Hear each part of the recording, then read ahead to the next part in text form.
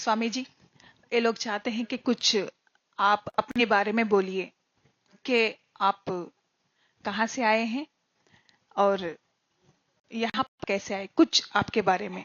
मैं हिमालय में रहता हूँ। उस जगह का नाम पांडव खोली है। रानीखेत से लगभग 100 किलोमीटर ऊपर,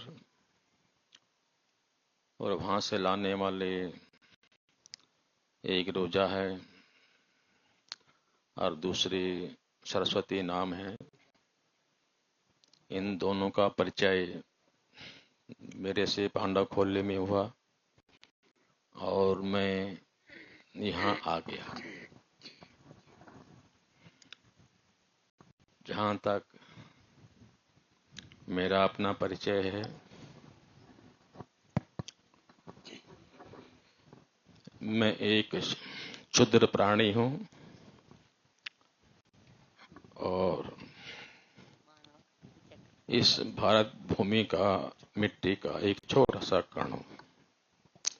इससे ज्यादा मेरा कोई परिचय नहीं है। अब आगे आपका कोई क्वेश्चन हो तो आप कर सकते हैं। స్వామీజీ ఏమంటున్నారంటే, స్వామీజీ హిమాలయాల్లో పాండవకోలి అంటే బాబాజీ కేవ్ దగ్గర నుంచి 100 కిలోమీటర్ల పైన పాండవకోలి నుంచి ఆయన వచ్చారని. సో ఇక్కడికి మన రోజా గారు అట్లాగే వాణి గారు ఇక్కడికి పిలుచుకొచ్చారని చెప్పారు. మీ గురించి చెప్పమంటే, నేను ఒక సాధారణ మానవుణ్ణి, నేను మీలాగే అందరి వాణ్ణి, నాకేమీ తెలియదు అని చెప్పడం జరిగింది. సో ఒకసారి గట్టిగా మరి స్వామీజీ గారికి, అలాగే రాయ్ జగపతిరావు సార్కి మనం ఒకసారి, అలాగే బ్రహ్మర్షి సుభాష్ పత్రి గారికి గట్టిగా మనం హృదయపూర్వక ధన్యవాదాలు తెలియపరుచుకుందాం. स्वामी जी से मेरा पहला प्रश्न ये है कि इस नवीन युग में हम लोग कैसे साधना करें और जैसे कहते हैं ना, उन्नत స్థితి से ఉన్నత స్థితికి कैसे हम पहुंच पाए. అంటే నా ప్రశ్న ఏంటంటే, మనము ఈ నవీన యుగంలో మనం చేస్తున్న ధ్యాన సాధన ఉన్న స్థితి నుంచి ఉన్నత స్థితికి చేరుకోవాలంటే ఎలాంటి సాధన చేయాలి, हम कैसे साधना करें.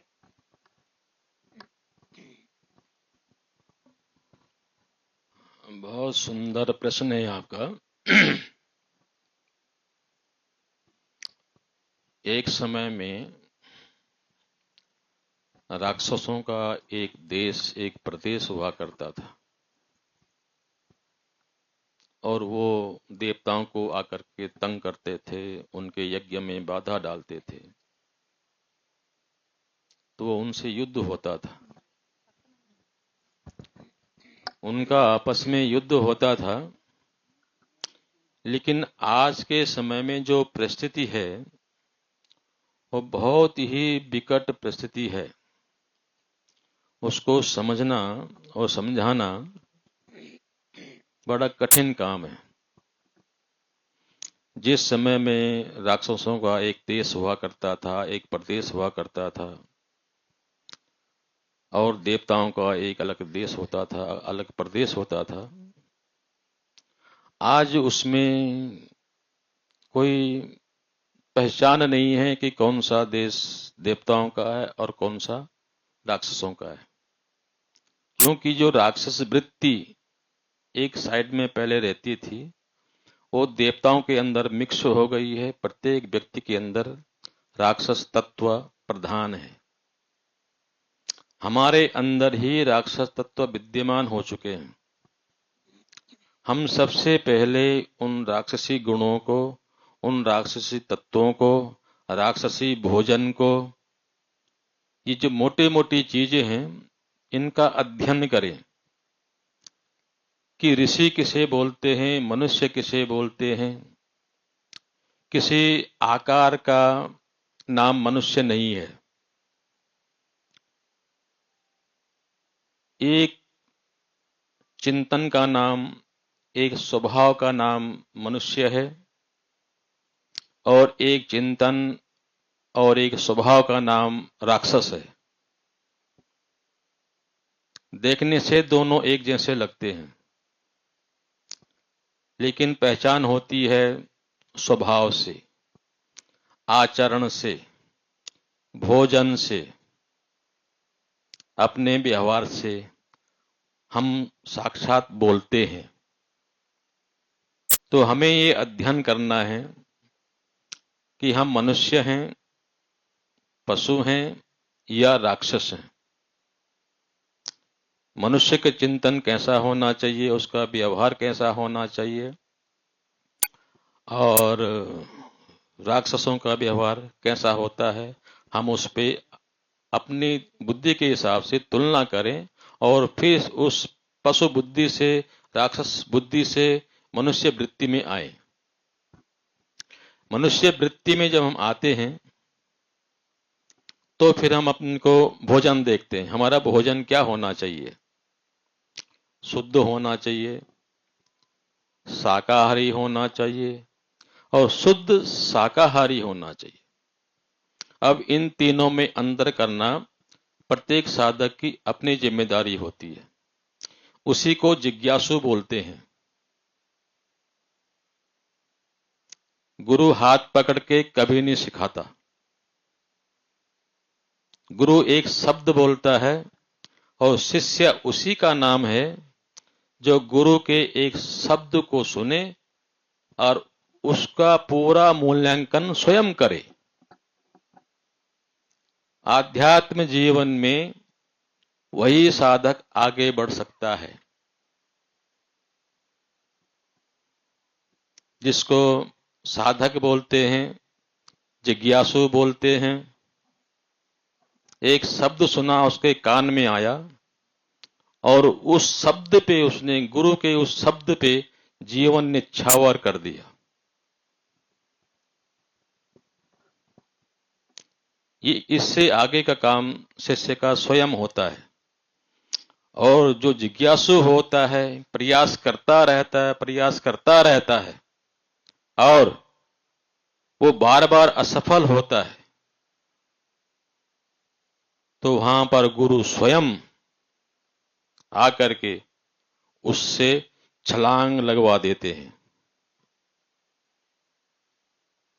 फिर उसको चलना नहीं पड़ता अध्यात्म में, लेकिन गुरु टेस्ट करता है, मैंने ये शब्द बोला है, इसने इसका क्या मतलब निकाला है। और इसमें आध्यात्म में धैर्य, कोई समय नहीं है किसी चीज का। इतना धैर्य होना चाहिए, गुरु ने ये शब्द कहा, मैंने इस पे चलना है, चाहे 10 जन्म बीत जाए, 50 जन्म बीत जाए, मैं इस शब्द का अनुसरण करूंगा। लेकिन आज हम देखते हैं कि 2 महीना 3 महीने में ही साधक बोलते हैं, जी मैं 4 महीने से काम कर रहा हूं और मेरे को कुछ अनुभूति नहीं हुई।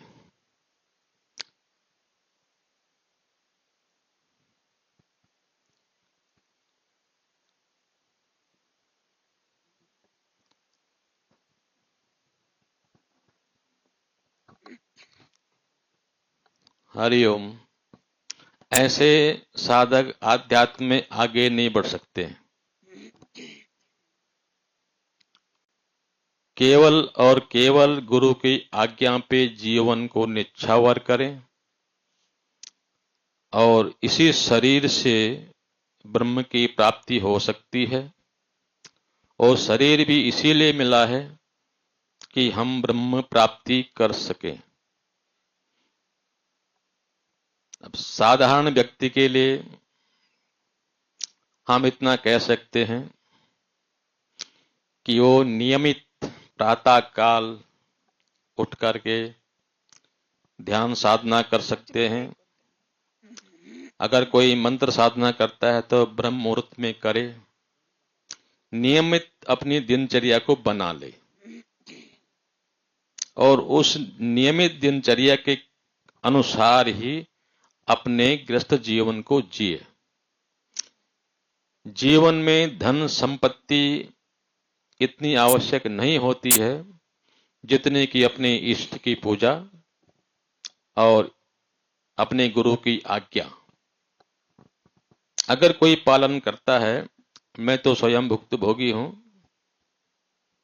अगर कोई कार्य करने के लिए आपको 10 लाख की जरूरत है तो वो कार्य आपका 1 लाख में पूरा हो जाता है, अगर हमें गुरु के ऊपर दृढ़ निश्चय हो। ये मेरा प्रमाणिक किया हुआ है, एक बार नहीं कई बार। और फिर हम उन कागज के टुकड़ों के पीछे झपटते हैं और उन कागज को टुकड़ों को झपटने के चक्कर में पता नहीं कितने कितने जन्म नीचे गिरने के लिए हम वो कर्म कर देते हैं जो वापस आने का समय नहीं मिलता। हरिओम। दूसरा प्रश्न।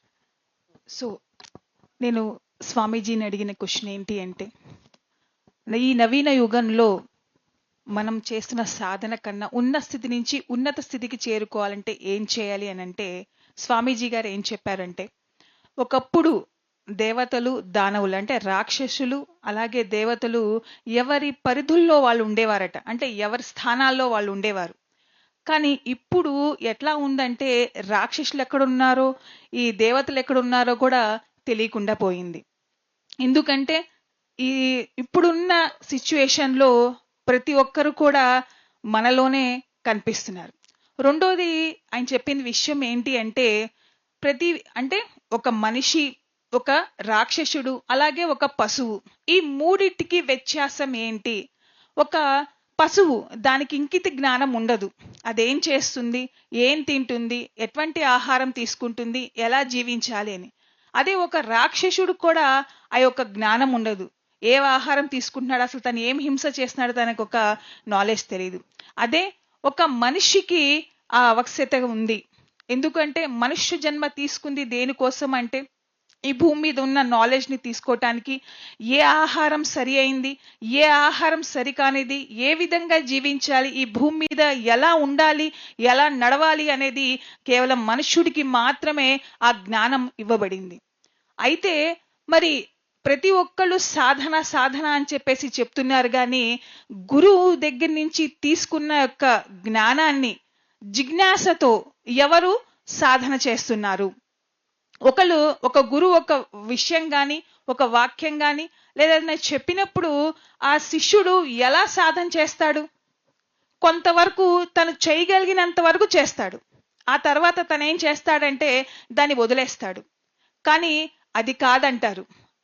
అసలైన విషయం ఏంటి అంటే, గురువు ఒక శిష్యుడికి ఒక విషయం చెప్తే దాన్ని వెంటనే పట్టుకోవాలి, దాని మీదే కూర్చొని సాధన చెయ్యాలి. అది ఈ జన్మలో అవుతుందా, మరు జన్మలో అవుతుందా, 50 జన్మల తర్వాత అవుతుందా, అది నీ సాధన బట్టే ఉంటుంది. అంటే మనం ఏది సాధన చేస్తామో అది మనకి లభిస్తుంది. ఈ భూమి మీద ప్రతి ఒక్క ఆత్మ కూడా బ్రహ్మతత్వం పొందటాని కోసమే వచ్చాము. ఆత్మ పరిపక్వత స్థితి పొంది ఉన్నత చైతన్యానికి మనం చేరుకోవటమే అసలైన మార్గం అంటారు. అయితే ఆ శిక్షణ ఎలా ఉంటుందో నా గురువు నుంచి నేను తెలుసుకున్నాను. నా గురువు నన్ను కఠోర పరీక్షలు పెట్టి నేను ఎలా సాధన చేయాలి, ఏ విధంగా సాధన చేయాలి అని చెప్పేసి నన్ను నడిపించారు.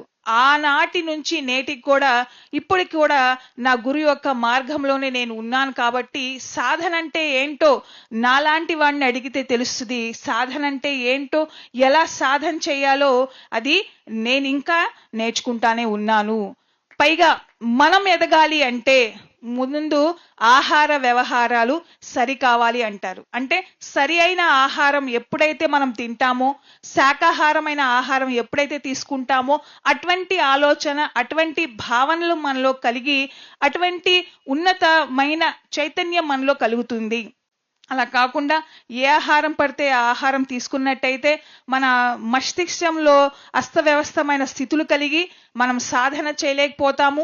అలాగే మన గురువు చెప్పిన విషయం ఏదైతే ఉందో అది కొన్ని సందర్భాల్లో మటుకే మనకి తోడ్పడుతుంది, ఆ తర్వాత కొన్ని పర్యాంతాలు అది మన నుంచి వెళ్ళిపోతుంది. కనుక మనం ఎప్పుడు కూడా సాధనలోనే ఉండాలంటున్నారు. Thank you. Next question. Baba, मानव जीवित का लक्ष्य क्या है?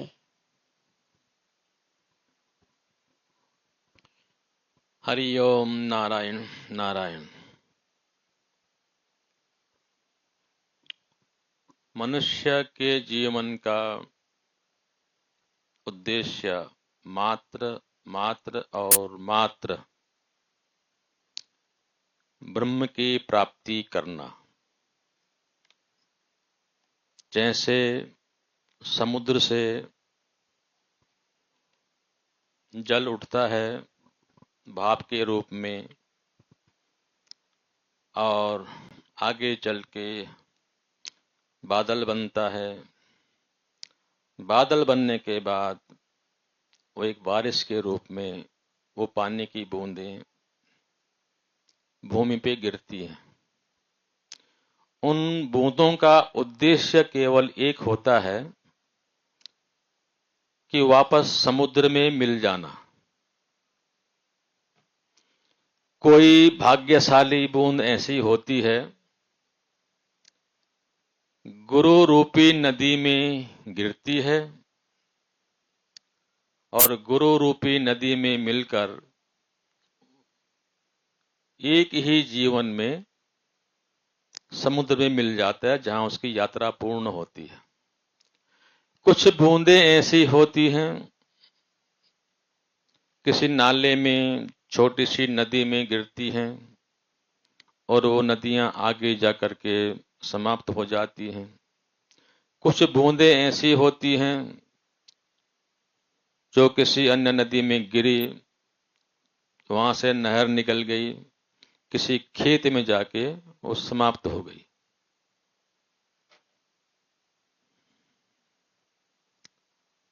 मैंने पहले दिन थोड़ा कुछ कहा था इस विषय में कि हम भाग्यशाली हैं और उससे भी ज्यादा सौभाग्यशाली इसलिए हैं कि हमारा जन्म हुआ और जन्म लेते ही गुरु का सानिध्य प्राप्त हो गया। गुरु का सानिध्य प्राप्त हुआ। हम निर्बुद्धि हैं, कम अकल के हैं, चाहे कुछ भी हैं, हम केवल आंख बंद करके गुरु के ऊपर समर्पण कर दें। बहुत शॉर्टकट तरीका है ब्रह्म प्राप्ति करने का। अनेक ग्रंथों को पढ़ने की जरूरत नहीं पड़ती है। जब तक हमारे दिमाग के अंदर से अनेक क्वेश्चन होते हैं तो हमें संशय होता है, और गुरु के ऊपर बिना किसी संशय किए हुए हम समर्पण कर दें। किसी प्रकार का क्वेश्चन हमारे दिमाग में नहीं होना चाहिए, तो हम ब्रह्म की प्राप्ति तुरंत कर लेते हैं। हम जितना हम ग्रंथ पढ़ते हैं, ज्ञान हमें होता है। हमने भागवत प्राप्त किया है, रामायण का पाठ किया है, अनेक ग्रंथों का अध्ययन किया है, वो स्मृति हमारे माइंड में है। और उसके बाद उसके साथ कहीं पर अहंकार भी होता है। मैं बहुत बड़ा विद्वान हूं, मैं कथावाचक हूं, मैं लेक्चरार्ज हूं। वो बिल्कुल माइंड में नहीं होना चाहिए। गुरु के ऊपर पूरा विश्वास, समर्पण, एक एक सांस गुरु के लिए जो जीवन में जीता है, और जीवन जीते समय अच्छा बुरा कुछ भी हो, उन दोनों की अनदेखी करे, तो हम एक जीवन में ही ब्रह्म की प्राप्ति कर लेते हैं। क्योंकि जो सामने खड़ा है गुरु, वही पूर्ण ब्रह्म है। हम उसमें संशय करते हैं कि ये शरीर कैसे पूर्ण ब्रह्म हो सकता है,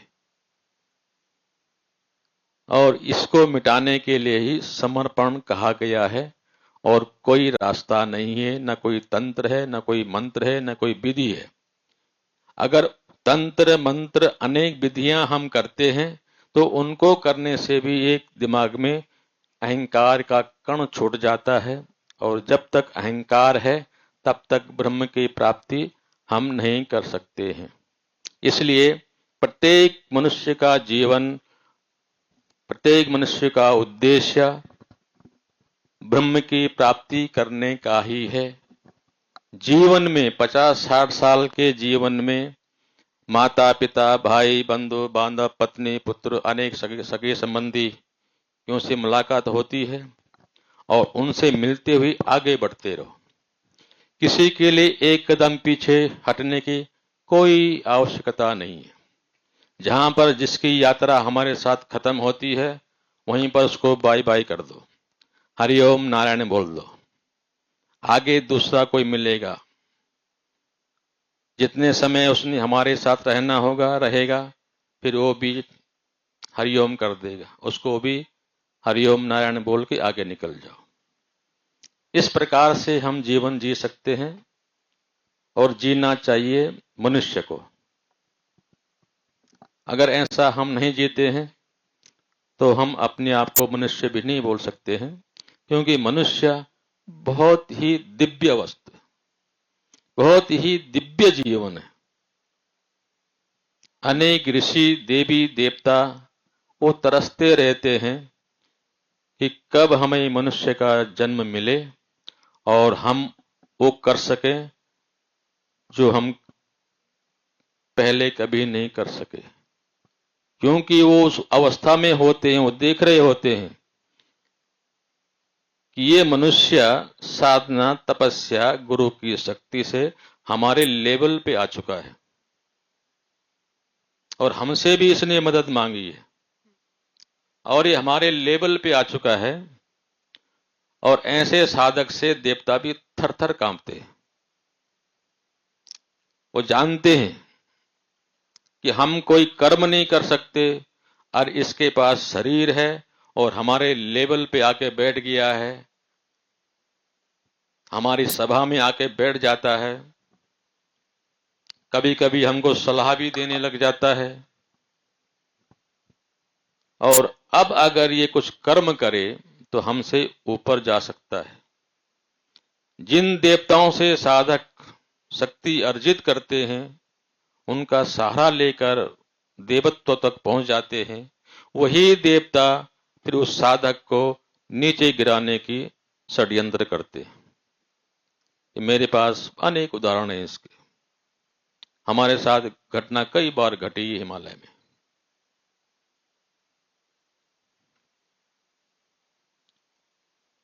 तो मनुष्य अपने जीवन में और गुरु के सहारे, गुरु के बगैर कुछ नहीं कर सकता और गुरु के आगे समर्पण करने के बाद एक ही जीवन में ब्रह्म की प्राप्ति कर सकता है।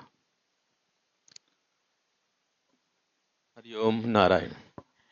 సో మేడం గారు అడిగిన క్వశ్చన్ ఏంటి అంటే, జీవిత లక్ష్యం అంటే ఏంటి, ఇదే కదా, మానవ జీవిత లక్ష్యం ఏంటి అని అడిగారు మేడం గారు. దానికి స్వామీజీ చాలా సింపుల్ గా కానీ ఒక పెద్ద ఆన్సర్ ని మనకిచ్చారు. అదేంటి అంటే, సముద్రం వేడెక్కితే ఆ నీరు ఆవిరై మళ్ళీ మబ్బుగా ఫామ్ అవుతుంది. మబ్బుగా ఫామ్ అయిన తర్వాత అది మళ్ళీ చినుకులుగా మళ్ళీ సముద్రంలో పడుతుంది. అలాగా అన్ని చినుకులు కూడా, వర్షపు చినుకులు అన్నీ కూడా సముద్రంలో పడవట. కొన్ని కాలువలో పడతాయట, కొన్ని కొండలలో పడతాయి, కొన్ని నదుల్లో పడతాయి. అట్లాగా కొన్ని కొన్ని ఒక్కొక్క చోట ఆ యొక్క వర్షపు చినుకుల్లో పడతా ఉంటాయి. అయితే కొన్ని అద్భుతమైన చినుకులు అవి సముద్రంలో పడతాయి. మనం చూస్తాము సముద్రంలో ఒక నీటి చుక్క అంటే వర్షపు చుక్క పడితే అది ఎలా తయారవుతుంది, ముత్యం కింద అది పరిగణిస్తుంది. అయితే గురువు కూడా ఎవరైతే ఆ నీటి చుక్క, ఆ వర్షపు చినుకు సముద్రంలో పడినప్పుడు ఎట్లా అయితే ముత్యంగా మారతాడో, అదే విధంగా ఎవరికైతే సరి అయిన గురువు లభిస్తాడో అతను కూడా ఒక ముత్యంలాగా మారుతాడు. అయితే ఆ అదృష్టము నాకు లభించింది అంటారు ఆయన. ఎందుకు అంటే, నేను చాలా చిన్న ఏజ్ అంటే ఒక టీనేజ్ సమయంలో నా గురువు నన్ను లాక్కెళ్ళారు. అయితే నాకు ఎలాంటి నాలెడ్జ్ లేదు, నాకు ఎలాంటి జ్ఞానం లేదు, నేను చాలా తిక్కల పర్సన్ని, అంటే ఎటువంటి స్పందన లేని ఒక నార్మల్ వ్యక్తిని, అటువంటి వ్యక్తి గురు మాట మీద నేను ఆయన్ని అనుసరిస్తూ వెళ్ళిపోయాను. నాకేమీ తెలీదు. సో ప్రతి ఒక్కరు కూడా, ప్రతి ఒక్కరి జీవితాల్లో అనేకమైన సమస్యలు వస్తూ ఉంటాయి, అనేకమైన వస్తూ ఉంటాయి. అయితే సమస్యలు వచ్చినప్పుడే గురువు కనిపిస్తాడు. ఎవరైనా సరే ఒక గురువుని ఎందుకు ఆశ్రయిస్తాడు అంటే, ఏదైనా సమస్య వచ్చినప్పుడు గురువు పాదాలు పట్టుకుంటాడు. మిగతా సమయంలో గురువుని అసలు పట్టించుకోడు. ఎందుకు అంటే నా అంతటా నేను చేయగలుగుతాను అని. రెండోది ఏంటి అంటే గురువు మీద సరి అయిన నమ్మకము, సరి అయిన అవగాహన లేకపోవటం అని అంటారు ఆయన. గురువు మీద పూర్తి విశ్వాసం ఉండాలి. పూర్తిగా గురువు మీద విశ్వాసం ఉంటే గనక మనిషి తప్పకుండా ఆ స్థితికి చేరుకుంటాడు. మనిషి యొక్క లక్ష్యం ఏంటి అంటే బ్రహ్మత్వం ప్రాప్తించుకోవటమే ఆ వ్యక్తి యొక్క అసలైన లక్ష్యము. ఎన్ని ఉన్నా కూడా ఆ బ్రహ్మత్వం ఎప్పుడైతే మనకి ప్రాప్తిస్తుందో మిగతావన్నీ కూడా అది నార్మల్ అయిపోతుంది. అయితే చూడండి ఏమంటారంటే మనుష్యులు కన్నా కూడా దేవతలు కన్నా కూడా మనుష్యులు చాలా ఉన్నత స్థితిలో ఉంటారట. ఎందుకు అంటే ఒక గురువు తోడైతే, గురువు చెప్పిన విధానంగా సాధన చేయగలిగితే ఆ శిష్యుడు దేవతల కన్నా కూడా ఉన్నతమైన స్థితి చేరుకుంటారంట. దేవతలు అనుకుంటారట మాకు కూడా మనుష్య జన్మ లభిస్తే బాగుండు. ఎందుకంటే వాళ్ళకి శరీరం ఉంది, ఆ శరీరం ఉంచుకొని వాళ్ళు అనేకమైనవి చేస్తూ ఉంటారు. భూమి మీద ఉండి సాధన చేసి మాతో పాటు ఆ మయసభలో కూర్చొని వాళ్ళు మమ్మల్ని ప్రశ్నించే అంత అర్హులవుతారు. అలాగే కొన్ని సందర్భాల్లో మరి మమ్మల్ని మాకు జవాబిచ్చే విధంగా, అంటే ఒక ప్రశ్న ఏదైనా వస్తే దానికి జవాబు ఇచ్చే విధంగా వాళ్ళు ఉంటారు. అంటే మనం పాత సినిమాలో మనం చూసాము, రంభా మేనక డాన్సుల సమయం ఏదో జరుగుతూ ఉంటే భూమి మీద నుంచి ఒక రాజుగారిని పిలుచుకెళ్ళి వీళ్ళిద్దరు బాగా చేస్తున్నారు, ఎవరు బాగా చేశారు, ఎట్లా నిర్ణయం తీసుకోవాలి అంటే అతను ఏం చేస్తారంటే ఎవరి మెళ్ళో, ఊర్వశిను రంభ అనుకుంటా, మెళ్ళో ఎవరి హారం అయితే కొంచెం కూడా నలగకుండా నృత్యం చేస్తారో వాళ్ళు గెలిచినట్టు అని చెప్పేసి చెప్తారు. అంటే ఇట్లాంటివి బోల్డనివి మనకి కనిపిస్తూ ఉంటాయి. అంటే ఈయన చెప్పేది ఏంటి అంటే మనిషి చేతిలో ఏదైనా ఉంది, తన సాధన చేస్తే అంటే ఆ యొక్క దేవతల్ని కూడా మించి చేరుకోగలుగుతాడు. కానీ మనిషి తనకున్న జీవిత కాలంలో తను అనుకుంటే 100 ఏళ్ళు జీవించగలుగుతాడు. కానీ తన అహంభావంతో, ఇప్పుడు గురువు గారు ఏం చెప్పారంటే నేను రామాయణము, భగవద్గీత అట్లాగే అనేకమైన ఇతిహాసాలు నేను చదివాను, దాని యొక్క నాలెడ్జ్ అంతా కూడా నా దగ్గర ఉంది. అయితే ఇంకా సామాన్యులు చాలా మంది దీన్ని పఠనం చేస్తారు. అయితే వాళ్ళ యొక్క అహంకారాన్ని చూపిస్తారు. నాకు ఇది తెలుసు, నాకు భగవద్గీత తెలుసు, నాకు గీతా గోవిందం తెలుసు, నాకు ఇంకొకటి తెలుసు, నాకు కపిల గీత తెలుసు, నాకు ఇంకా అనేకమైన నాలెడ్జ్ నాకుంది, నా అంత వాడు ఎవరూ లేరు, అందరూ నా పాదాల దగ్గరికే రావాలి, నేను చెప్పినట్టే వినాలి అనే ఒక అహంకారంతో ఉంటారట. ఎప్పుడు కూడా మనిషి తన యొక్క జ్ఞానాన్ని, విజ్ఞానాన్ని అహంకారంతో పోలిస్తే కనుక తను అధోగతి పాలైపోతాడు. ఎప్పుడైతే తను తన జ్ఞానాన్ని విశ్వ కళ్యాణం కోసం ఉపయోగిస్తాడో, విశ్వం కోసం తను పాటుపడతాడో ఆ సాధన తనకు ఉపయోగపడుతుంది, మనుష్య జన్మ తీసుకున్నందుకు సార్థకత అవుతుంది, బ్రహ్మతత్వం అబ్బుతుందని చెప్పేసి స్వామీజీ చెప్పారు.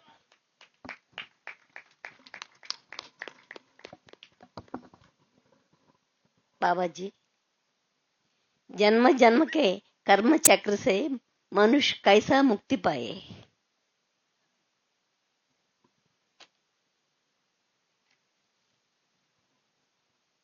हरिओम, नारायण नारायण। एक बार क्वेश्चन दोहराओ आप अपना। मैडम कहते हैं कि मनुष्य के जन्म जन्मांतर के कर्म चक्र से हम कैसे विमुक्त पाए? चक्र, इस कर्म चक्र से हम कैसे विमुक्त पाए? आप अपने जीवन से मुक्त तब हो सकते हैं जब अपने कर्मों को आप स्वयं देख सके।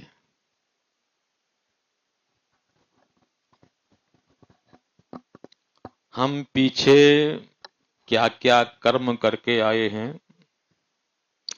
हमें नहीं मालूम। कोई बताएगा तो हम उसकी मानते नहीं है। इसका समाधान क्या है? आपको अपने कर्म स्वयं देखने चाहिए। ठीक है ना? ठीक है। हाँ, अपने कर्मों को स्वयं देखो। ठीक है। अभी मैं एक एग्जाम्पल देता हूं आपको। अपने कर्मों को स्वयं देखो। जैसे कोई बीज आप भूमि में बोते हो, उस पे एक अंकुर आता है, फिर 2 पत्ती आती हैं, फिर 4 पत्ती आती हैं, फिर 8 पत्ती आती हैं, लेकिन बीज का जो पॉइंट है वो आगे आगे चलता रहता है। समय के अनुसार उसमें टहनियां, कुछ उप टहनियां वो निकलती रहती हैं समय के अनुसार। ऐसे ही जब मनुष्य का जन्म होता है तो जन्म के अनुसार, आयु के अनुसार छोटे बड़े भाई, माता पिता, चाचा ताऊ, ये उस पे टच होते रहते हैं। पत्नी होती है, फिर बच्चे टच हो जाते हैं, फिर ससुराल का पूरा रिश्ता ही टच हो जाता है। कोई टहनी देखी होगी आपने पेड़ों पे, उस पे बहुत सारी छोटी छोटी टहनियां होती हैं। और इन जितनी भी टहनियां मेरे से जुड़ी हैं, टहनियां माने रिश्ते, संबंध, चाहे किसी से 1 मिनट का संबंध भी हुआ हो, उसका अध्ययन आपको करना चाहिए। बिना संस्कार के इस संसार में हम किसी से 2 शब्द बात नहीं कर सकते। इसीलिए कहते हैं सूक्ष्म संसार जो है परम सत्य है। ये दृष्टिमान संसार पूर्ण रूप से असत्य है, लेकिन हम नहीं मानते। अब हम जीवन रूपी पेड़ पर वो टहनियां टच हो गई। अब कितनी हमारे अनुरूप हैं, कितनी टहनियां हमारे अनुरूप नहीं है, ये अपने आप बैठ करके ध्यान करना चाहिए कि कितने लोगों से मेरा संबंध है, घर के अंदर से लेकर और बाहर तक। कितने लोग मेरे विपरीत हैं, कितने मेरे अनुरूप हैं, और कितने मेरे अति अनुरूप हैं और कितने मेरे अति विरुद्ध हैं। परसेंटेज निकालने में हम बहुत माहिर हैं। हर बात पे परसेंटेज बोल देते हैं। 80% अगर आपकी तरफ पॉजिटिव संबंध है, वो लोग आपको साथ देते हैं, आपकी बात मानते हैं, आपका सम्मान करते हैं, तो निश्चित रूप से आप पिछले जीवनों में बहुत अच्छे मनुष्य थे। और आने वाले जीवन के लिए अपने पेड़ रूपी जीवन से हम शिक्षा लें। इस जीवन में 4 शत्रु हैं, अगले जीवन में एक भी नहीं होना चाहिए। इस जीवन में 96 मित्र हैं, अगले जीवन में एक भी नहीं होना चाहिए। मित्र होंगे तो वो भी एक बार तंग करेंगे, माया जाल में फंसाएंगे, उनसे भी दूर रहना है। इसलिए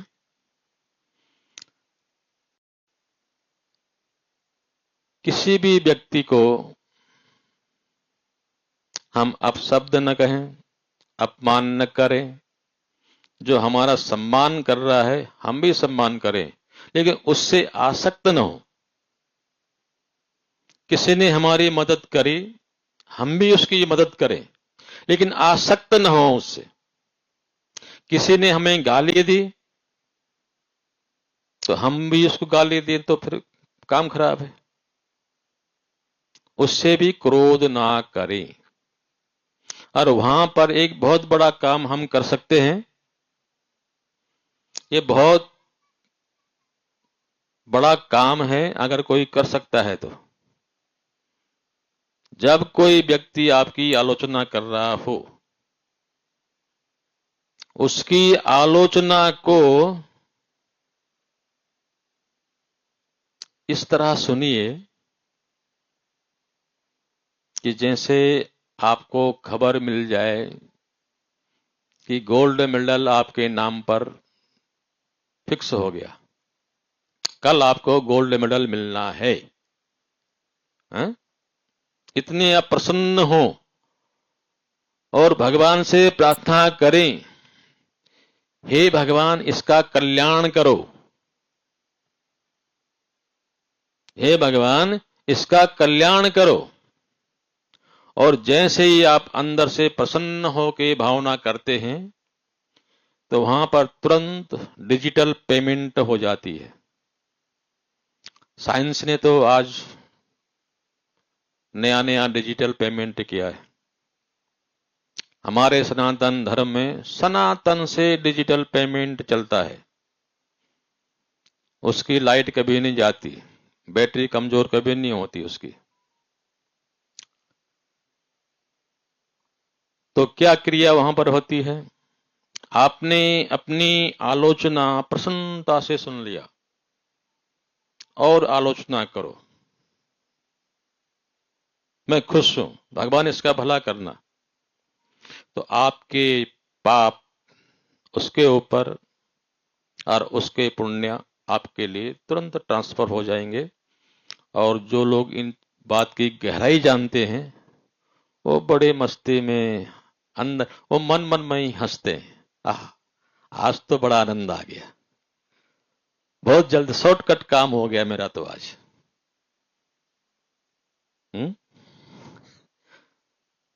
और इस प्रकार से हम संसार में चले, आसक्त भी किसी से न हो और अनासक्त भी किसी से न हो, और गुरु के प्रति गुरु रूपी खंबे पे हमेशा लिपट के रहें। जैसे आपने बरसात में बेल देखी, बेल है, बेल कैसी होती है, वो 1 इंच भी उसकी हिम्मत नहीं चढ़ने की, है ना। वो खंबे से गोल गोल चढ़ के गुरु से ऊपर चली जाती है, खंबे से ऊपर, फिर नीचे लटक जाती है, तो फिर गोल गोल घूम जाती है। मनुष्य के लिए गुरु इसी प्रकार एक पोल है कि गुरु को जीवन में कभी भूले नहीं, अश्रद्धा व्यक्त न करे और हर सांस में गुरु का स्मरण करे। हरिओम नारायण।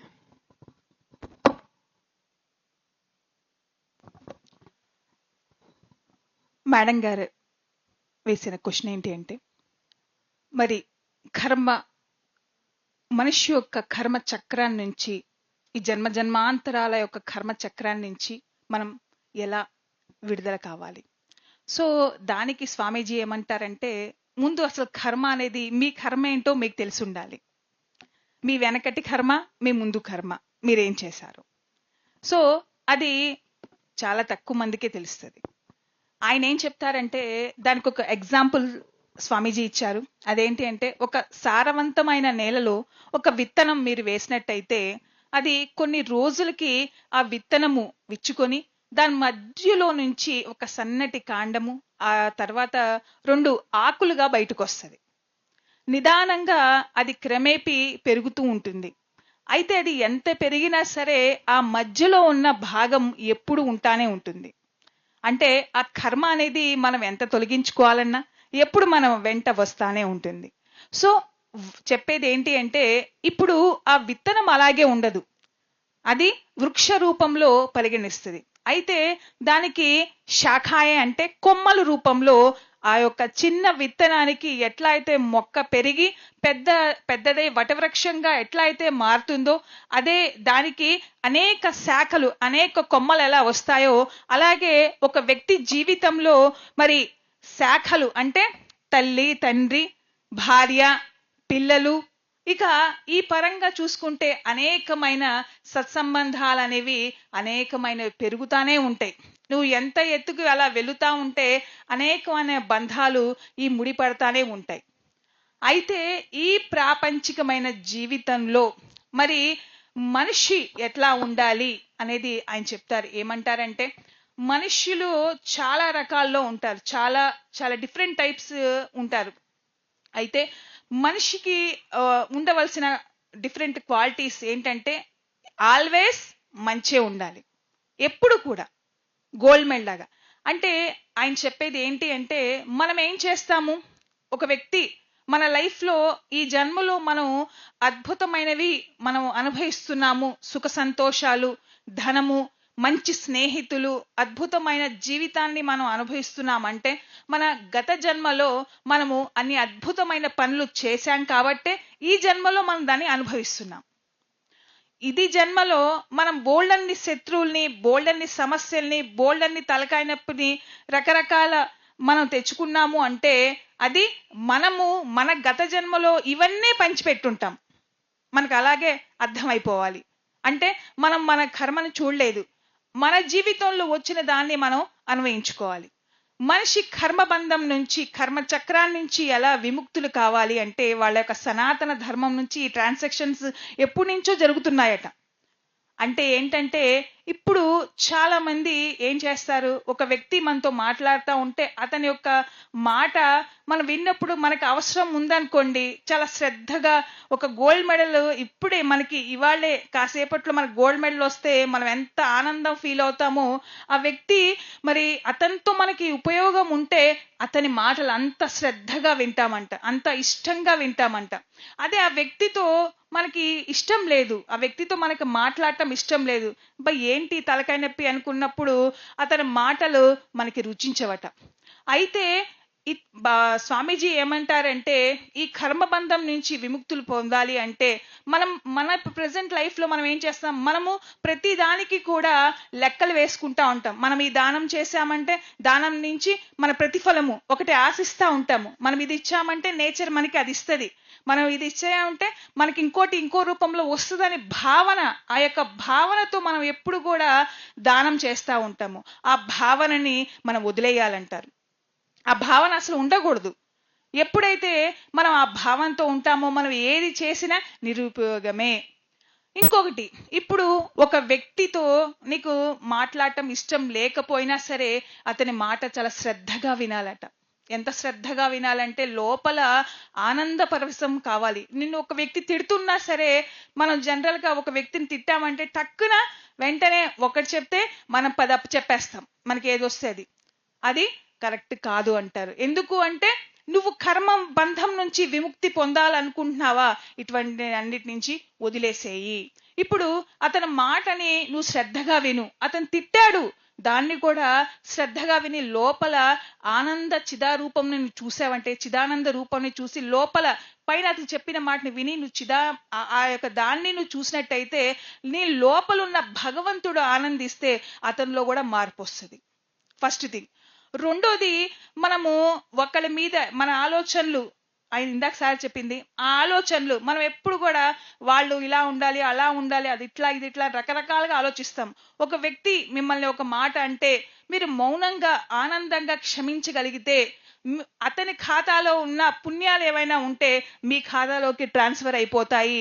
మీ ఖాతాలో ఏమైనా మిగిలిన రిమైండ్ చిన్న చిత్క ఏమైనా మీరు చేసిన ఉన్నాయితే అది అతని లైఫ్ లోకి ట్రాన్స్ఫర్ అయిపోతాయట. అంటే మనము ప్రతిదాన్ని మౌనంగా అంగీకరించుకుంటూ వాళ్ళు ఎట్లా చెప్పినా సరే మనం తలయించుకొని సరే దేవుడే చూసుకుంటాళ్లే, మనకు కాదులే అని అనుకుంటే మనం ఎప్పటికీ దాటలేము. అసలు ఏ తత్వం ఉండకూడదు అంటారు, ఏ స్టేజ్ నార్మల్ స్థితిలో ఉండాలి.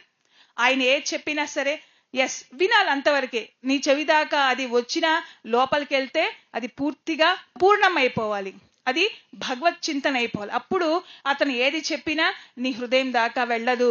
అతను ఎవరైనా సరే గుర్తు పెట్టుకోవాల్సిన విషయం ఏంటి అంటే, ఒకళ్ళు మిమ్మల్ని తిట్టినా, మిమ్మల్ని ఇబ్బంది పెట్టినా సరే వాళ్ళని క్షమించే గుణం కావాలంటారు. క్షమించగలిగితే ఆ యొక్క క్షమాపణే మీకు ఉన్నత స్థితికి చేరుకుంటాయి.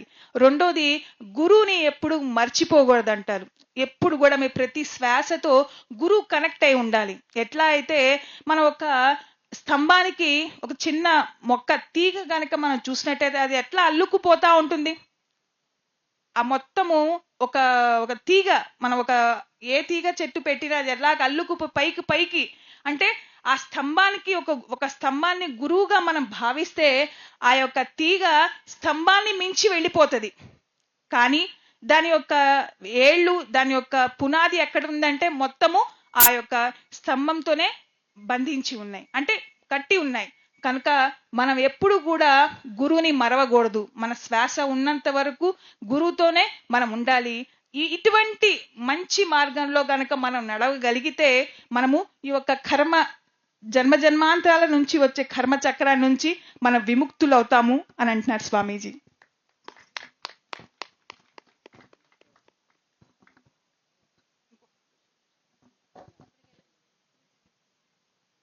కూర్చొని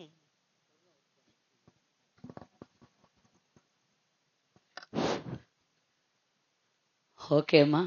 మరి ఈ చక్కటి వేదిక ఈరోజు జ్ఞానాన్ని, విజ్ఞానాన్ని, ప్రజ్ఞానాన్ని పంచే గొప్ప వేదిక అవడం, అందులో మనందరం పాల్గొనడం గొప్ప అవకాశం ఇది. మరి ముఖ్యంగా ఇటువంటి అవకాశం మనకి మన బ్రహ్మర్షి జగద్గురువు బ్రహ్మర్షి పత్రిజీ మహారాజ్ నుంచి వచ్చింది. ఈ ధ్యానం అనే జ్ఞానం పట్టుకొని ఈ ప్రకృతి ఒడిలో మరి పాండవకోలి బాబా అయినటువంటి మరి జగదీష్ గురుగిరి బాబా గారిని నేను అడగబోతున్నటువంటి మీ అందరి తరపు నుంచి ఒక చిన్న ప్రశ్న ఏంటంటే, హిమాలయాస్ నుంచి బాబా ప్రయాణం ఈ సమాజంలోకి రావడానికి గల కారణాన్ని చూడండి. హిమాలయాలను వదిలి ఈ సమాజంలోనికి రావడానికి గల కారణం ఏమిటనేది మనందరి నుంచి ఈ ప్రశ్నని బాబాని సవినయంగా అడగాలనుకుంటున్నాను. Thank you Baba. Swami ji, madam पूछ रही हैं कि आप हिमालयस में रहते हैं, वहां पर आपका अद्भुत जीवन है, तो वहां से इस सामान्य मनुष्य जीवन में आप कैसे आए? वहां का जीवन और यहाँ का जीवन में आपका व्यत्यास कैसे लगता है? यानी वहां के लोग जो जहां पर आप घूम रहे, जहां से आपने सब कुछ सीखा, और यहाँ हम सभी लोग जो आप देख रहे हैं, इन सभी में बहुत कुछ है. सो आपको वहां से यहाँ आने का मुख्य उद्देश्य आप बताएं. हरिओम नारायण. बहुत पते की बात कही आपने. ठीक है. ऐसा है, हिमालय की दिनचर्या क्या है वो अलग है, उसकी व्याख्या करना बड़ा मुश्किल काम है. लेकिन हमारे गुरुदेव सिद्धाश्रम के पुरोधा परमहंस स्वामी निखिलेश्वरानंद महाराज जी ने एक शब्द कहा था बहुत पहले होंगे कि हिमालय की गुफाओं में साधना तपस्या करना बहुत आसान काम है. उनके दृष्टि में हिमालय में साधना करना बहुत आसान होता है, लेकिन वो साधना, वो ज्ञान जो हिमालय में बैठकर गुफाओं में बैठ करके अर्जित किया, उसका फल तभी मिल सकता है जब साधक समाज में जाए और अपने उस ज्ञान को, एक एक बूंद को अपने समाज में बिखेर दे, तभी उसकी सार्थकता होती है. अन्यथा व्यक्तिगत स्वार्थ के लिए ज्ञान प्राप्त करना गुरु की दृष्टि में भी स्वार्थी कहा जाता है. ज्ञान वो होता है जिसे हम समाज में बांटे, और यही मेरा उद्देश्य है. आप लोगों ने मौका दिया। मैं इसके लिए आप सबके लिए, आपकी पूरी टीम के लिए, विशेषकर ये रोजा और सरस्वती कहाँ बैठी है, इनका मैं धन्यवाद करता हूं, क्योंकि लिंक जोड़ने वाले यही है। मेरा उद्देश्य एक ही है समाज में आने का, कि मैं अपनी कुछ मन की बातें बोल सकूं। अगर 100 में से 4 व्यक्ति भी अगर समझ गए तो मेरा जीवन धन्य हो जाएगा। हरिओम नारायण।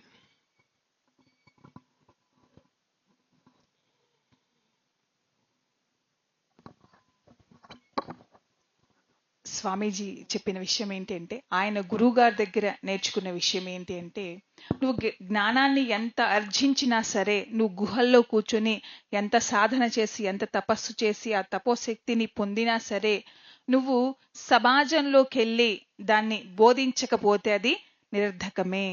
నువ్వు ఏదైతే జ్ఞానాన్ని పొందావో, అర్జించావో, అది సమాజంలోకి వెళ్ళి బోధిస్తే 100 మందిలో 4 మారినా సరే అది నీ జన్మ సార్థకం అవుతుంది అని అంటున్నారు. సో హిమాలయాస్ నుంచి, మరి హిమాలయాల్లో అద్భుతమైన జీవితం ఉంది. కానీ ఇక్కడికి ఈ వేదిక మీదకి తీసుకురావడానికి రోజా గారు, అట్లాగే సరస్వతి గారు ప్రయాస చేసి నన్ను ఇక్కడ తీసుకురావటం, మీ అందరితో కనెక్ట్ చేయటం, ఈ వేదిక మీద నన్ను తీసుకురావటం అన్నది నేను చాలా వీళ్ళకి కృతజ్ఞతలు తెలియపరుచుకుంటున్నాను అని చెప్పేసి చెప్తున్నారు సార్.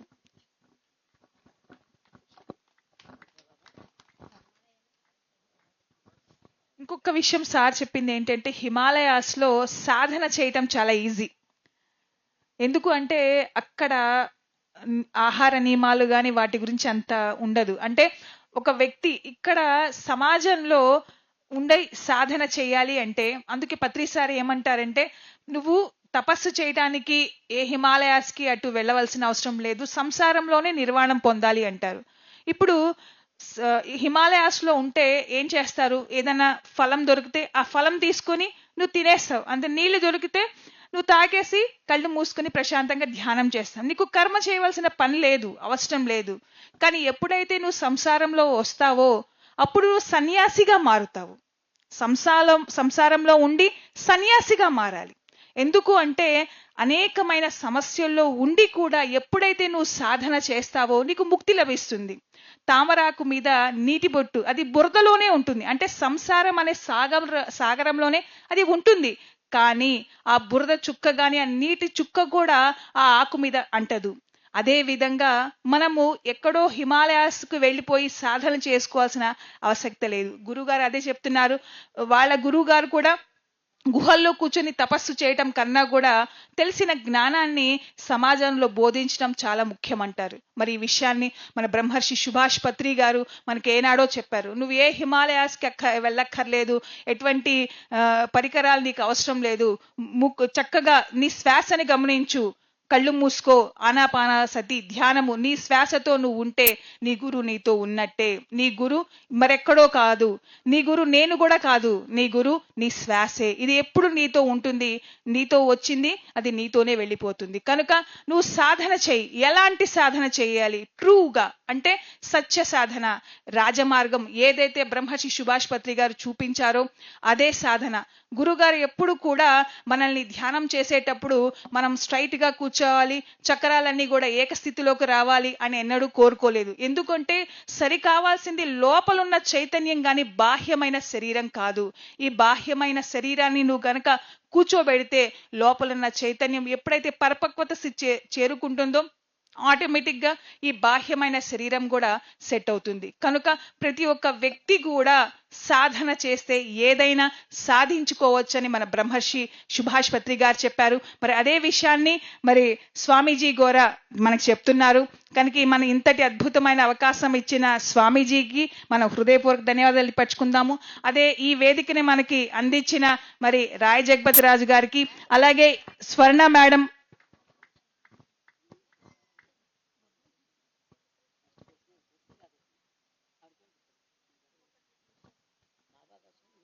ఒక్క నిమిషం. సో మరి ఇక్కడ ఈ రోజు నాతో ఉన్న మాస్టర్స్ అందరికి కూడా నా హృదయపూర్వక ధన్యవాదాలు. సో నెక్స్ట్ సరస్వతి అమ్మ మాట్లాడతారట. మరి స్వామీజీ గారు ఇక్కడికి అద్భుతంగా వచ్చారు మనకి ప్రకృతి వ్యాలీలోకి. మరి ఆయన అనంతంగా సాధన చేశారు. మరి ఆయన ఈ ప్రకృతి వ్యాలీ యొక్క సంబంధం, ఆయన మెడిటేషన్ లో అనుభవాలు కానీ, ఈ యొక్క ప్రాంగణం గురించి మరి ఆయన ఉద్దేశం. स्वामी जी, बाबा जी ये सार पूछ रहे हैं कि आपने यहाँ इस प्रकृति वैली में आप आए हैं, तो आप यहाँ रह रहे हैं, तो यहाँ की एनर्जीज कैसे है? यहाँ पर आप साधना कर रहे हैं, तो यहाँ से आपका अनुभव कैसा है? यहाँ का लगाव और यहाँ का जो प्रकृति है ये आपको कैसा लग रहा है? कुछ आपके बातों में बताइए. हरिओम हरिओम हरिओम. कोई पूछे या ना पूछे, हम तो बोलने के लिए आए हैं. 1 घंटा बोलने को बोलो तो 1 घंटा बोलेंगी, 10 घंटा बोलोगे 10 घंटा बोलेंगे.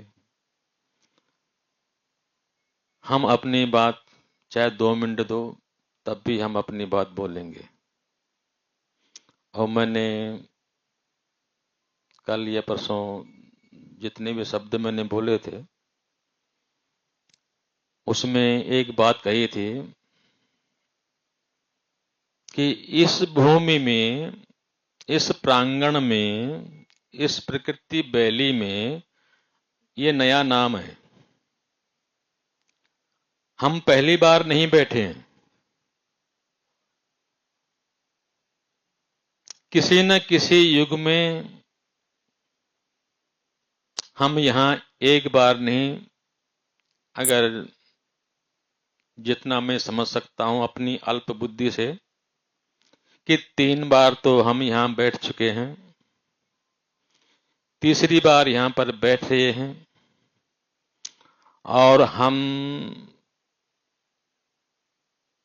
यहां पर वो ही साधक आ पाएंगे जो पिछले 2 बार यहां पर बैठे थे. और अनंत काल तक, अभी तो छोटा विस्तार है आपके पास, लेकिन जो विस्तार हमने देखा है यहां पर इस भूमि का, वो बहुत ही सुंदर है, अद्वितीय है. और जब मैंने वो विस्तार देखा भविष्य का, तो मेरे मन में भी एक इच्छा हुई कि ईश्वर हम अपनी दृष्टि से उस विस्तार को देख सके.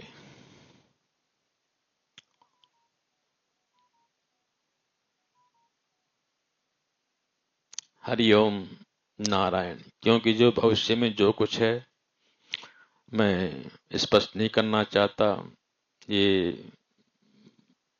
मेरे हिसाब से अच्छा नहीं होता है. सने सने सने सने कुछ हो जाए तो बहुत अच्छा होता है.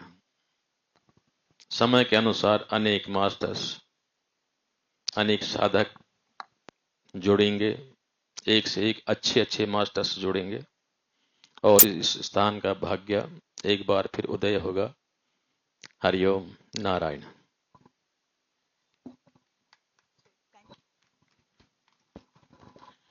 మరి స్వామీజీ ఏం చెప్తున్నారంటే, మరి ఈ స్థానానికి నేను ఇప్పుడైతే ఈరోజు మీకు ఇలా కనిపిస్తున్నాను, కానీ ఇత పూర్వం కూడా నేను అనేక మార్లు ఇక్కడికి వచ్చాను. అనేక మార్లు ఈ యొక్క ప్రాంగణాన్ని నేను దర్శించాను. ఇక్కడికి రావాలంటే, అంటే ఆయన లెక్కలో జస్ట్ 2 సార్లే చెప్పారు. అంటే నేను ఇక్కడికి వచ్చింది 2 సార్లే, కానీ నేను అనేక మార్లు నేను ఇక్కడికి వచ్చి ఉన్నాను. ఇక్కడికి రావాలంటే కూడా అర్హత ఉండాలి. నాకు అర్హత భగవంతుడు ఇచ్చాడు. రెండోది, ఇక్కడికి వచ్చిన వాళ్ళందరూ కూడా మీకు కూడా అర్హత ఉంది కాబట్టే మీరు ఈ ప్రాంగణంలో ఉన్నారు. ఈ ప్రాంగణం గురించి నేను ఎక్కువ చెప్పలేను, ఎందుకంటే ఇది రహస్యము. అన్నీ చెప్పుకుంటూ వెళ్ళిపోతే ప్రతి ఒక్కొక్కళ్ళు ఒక్కొక్క భావంతో ఉంటారు. ఇది స్వామీజీ చెప్పారు, ఇంకొకరు చెప్పారు, ఇది ఎందుకు జరగలేదు, ఇంకోటి, ఇట్లాగా రకరకాలుగా వెళ్ళిపోతుంది. కానీ నా దివ్య దృష్టితో, భగవంతుడు నాకు ఇచ్చిన దృష్టితో నేను ఈ ప్రాంగణాన్ని, ఇక్కడ ఉన్న దానిని నేను చూశాను. ఇది రాబోయే రోజుల్లో ఇది ఎంతో ఉన్నత స్థాయికి చేరుకుంటుంది, చాలా ఉన్నతమైన స్థితికి ఇది చేరుకుంటుంది. అట్లాగే మరి గొప్ప గొప్ప మాస్టర్స్ ఈ స్టేజ్ మీద చెప్తారు, అట్లాగే దీని యొక్క ప్రఖ్యాతి కూడా పెరుగుతుంది. ఇవన్నీ కూడా గుప్తమైన విషయాలు. నేనైతే ఒక్కటే చెప్పగలుగుతాను, ఏంటి అంటే ఎంత మీరు దీంతో కనెక్ట్ అవుతారో అంత ప్రకృతితో మీరు కనెక్ట్ అవుతారు. ప్రకృతి మనకి ఎప్పుడు కూడా ఇవ్వటానికి సిద్ధంగా ఉంటుంది. మరి ఇది మన ప్రకృతి వడి. నాకు ఇది చాలా బాగా నచ్చింది కాబట్టి నేను ఇక్కడ ఉన్నాను అని చెప్పేసి స్వామీజీ చెప్తున్నారు. అలాగే మరొక క్వశ్చన్ అండి, రాజుగారు అనుమతితో. हर व्यक्ति शाकाहार क्यों लेना है? शाकाहार मांसाहार क्यों छोड़ना है? स्वामी जी, वो मैडम पूछ रही कि हम शाकाहारी क्यों बने, क्यों हमको, असल शाकाहार का मतलब क्या है, हमें शाकाहारी क्यों बनना चाहिए, क्यों मांसाहार हम नहीं ले सकते, यही आपका प्रश्न है ना? हाँ, पहले शाकाहार का मतलब क्या है?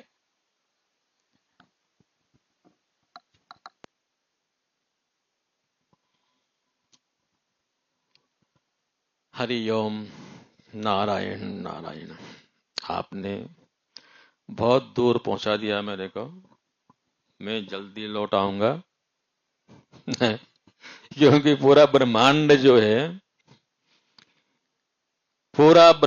जो है 3 तत्वों से बना है। 3 ही देवता हैं, 3 ही देवियां हैं, 3 ही तत्व हैं, 3 ही गुण हैं।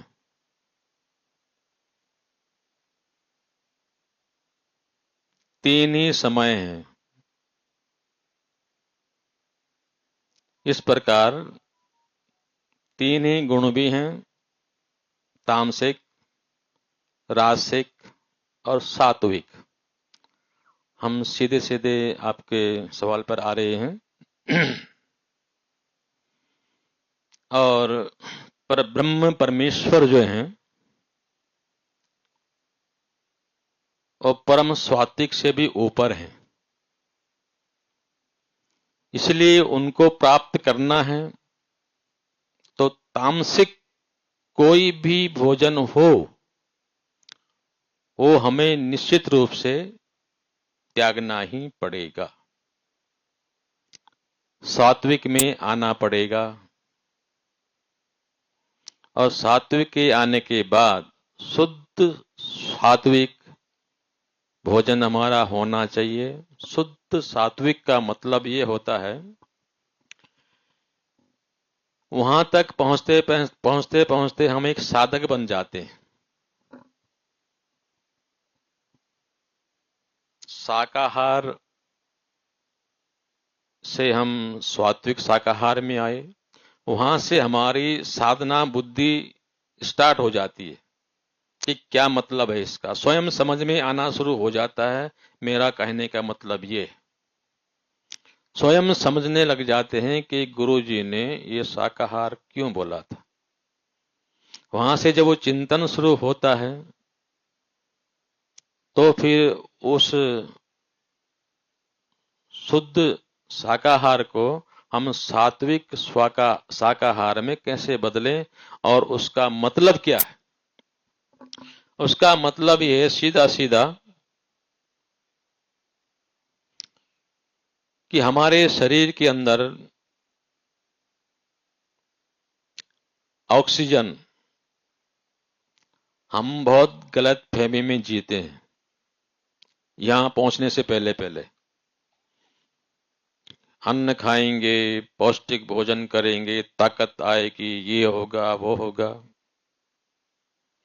वास्तव में जो मनुष्य की ताकत है, साधक की ताकत है, वो शुद्ध वायु में, केवल शुद्ध वायु में जो ताकत है और किसी भोजन में नहीं है। आपने बड़े ध्यान से सुनना मेरी बात को। आपने वेट लिफ्टर को वजन उठाते हुए देखा होगा। अगर आप जांचना चाहते हैं तो उस वेट लिफ्टर को भी ये बोलो कि सांस रोके बगैर 50 किलो वजन उठा के देखा। या आप भी अपने घर में प्रमाणित करो कि 5 किलो का चावल का कट्टा बिना सांस रोके उठा के दिखाओ। किसी में ताकत नहीं है, सांस रोकनी ही पड़ेगी, तब उठा पाओगे। कितने पौष्टिक आहार खा लो, नहीं उठा सकते। फिर ताकत किस में है? हमने तो प्रैक्टिकल किया इस चीज को अपने जीवन में। प्रैक्टिकल, एक लौंग खाएंगे 24 घंटे में और मेहनत पूरा करेंगे, काम पूरा करेंगे, थकेंगे नहीं। हम तो नहीं थके भाई। हम नहीं थके तो तुम भी नहीं थक सकते। मेरे अंदर कोई स्पेशल नट बोल्ट नहीं लगाए भगवान ने, स्पेशल नस नाड़ी नहीं दे रखी मेरे को। जो आपके अंदर है वही मेरे अंदर है। आप में और मेरे में कोई अंतर नहीं है। तो शुद्ध शाकाहार पहुंचने तक वृत्ति अपने आप काम करनी शुरू कर देती है। क्यों? कि हमने जो सात्विक आहार शाकाहार किया वो अपना प्रभाव डालनी शुरू कर देती है, लेकिन इसमें समय लगता है। कुछ लोग साल 2 साल 3 साल बोलते हैं इतने साल हो गए शाकाहार में कुछ नहीं मिला, चलो वापस फिर उसी में। धैर्य।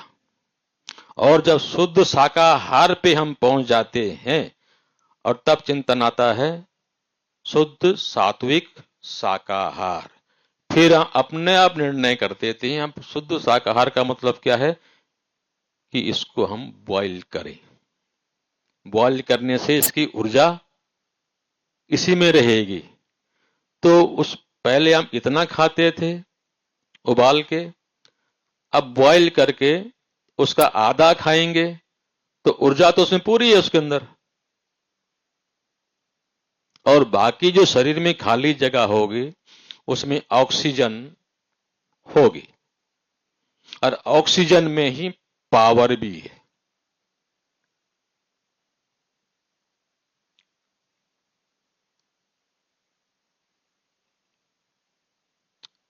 आपने क्वेश्चन क्या किया था?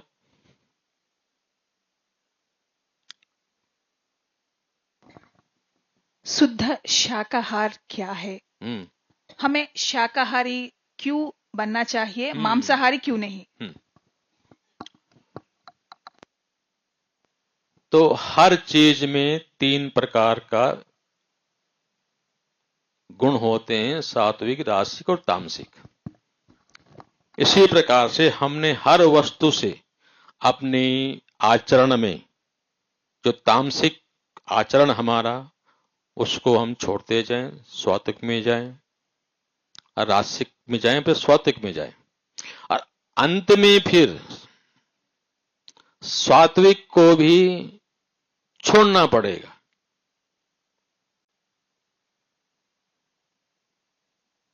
किसी भी गुण के प्रति कोई आसक्ति न हो।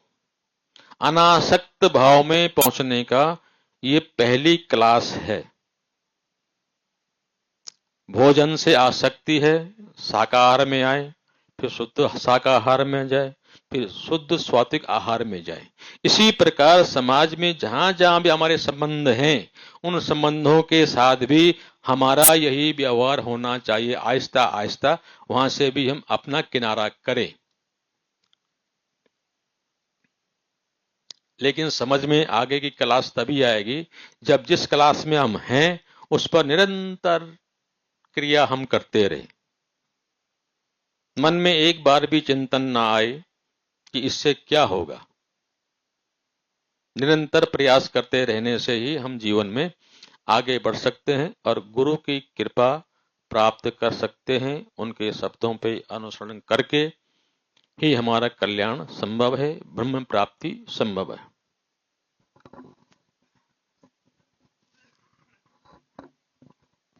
सो మనం వేసిన క్వశ్చన్కి స్వామీజీ ఏం చెప్తారంటే 3 తత్వాలు, అది సత్వగుణము, రజోగుణము, తమోగుణము. అయితే 3 దేవతలు, ముగ్గురు దేవతా స్త్రీలు, అట్లాగే 3 కాలాలు, అలాగే పరబ్రహ్మ స్వరూపము సత్వరూపంలోనే ఆయన ఉన్నారట. సత్వగుణము అంటే ఎటువంటి లేని, అంటే నిరాకారమైన స్థితిలో ఆయన ఉన్నారు. సో ముందు మనము సాత్విక గుణంలో మనం రాగలిగితే, సాత్విక గుణం మనలో ఎలా వస్తుంది, ఎలా మనం సాధన చేసుకోగలుగుతాము? మనము చాలా మంది ఏమనుకుంటారంటే మనకు బలము మనకి ఆహారంలోనే లభిస్తుందని చాలా మంది అపోహపడతా ఉంటారు. మనం తీసుకున్న ఆహారంతో, అది కూరగాయలు కావని ఏ రకమైన ఆహారమైనా మనం తీసుకుంటే మనకి బలం వస్తుంది, లేకపోతే మనం బలహీన పడిపోతామని భావనలో ఉంటాము.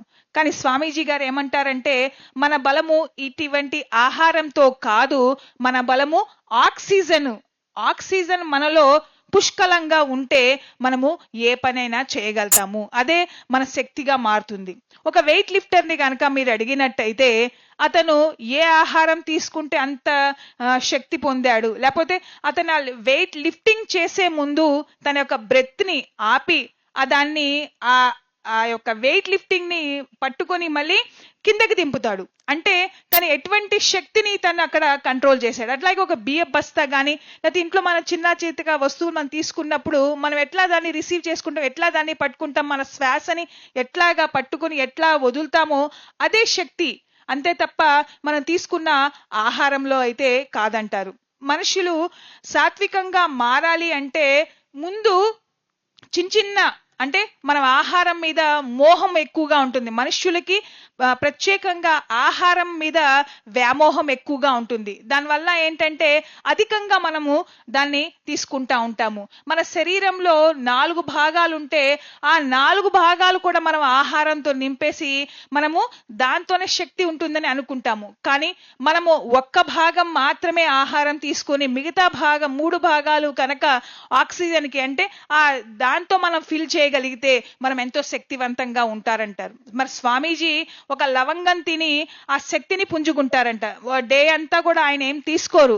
మేము వాళ్ళ రూమ్కి వెళ్ళినప్పుడు కూడా స్వామీజీ చిన్నగా ఒక బెల్లం ముక్క, ఏదో సమ్ వాటర్ తీసుకుని ఆయన అట్లాగే ఉంటున్నారు తప్ప ఎటువంటి ఫ్రూట్స్ కానీ ఆహారాలు కూడా ఆయన తీసుకోలేదు. అంటే మనకి సత్వగుణం, మనకి ఈ తామస గుణం అంటే తత్వగుణంలో మనం ఆ తామస గుణంలోకి వెళ్తే మనలో రకరకాలమైన ఆహారాలు, రకరకాల ఆహారంతో వ్యవహారాలతో మనం చూస్తూ ఉంటాము.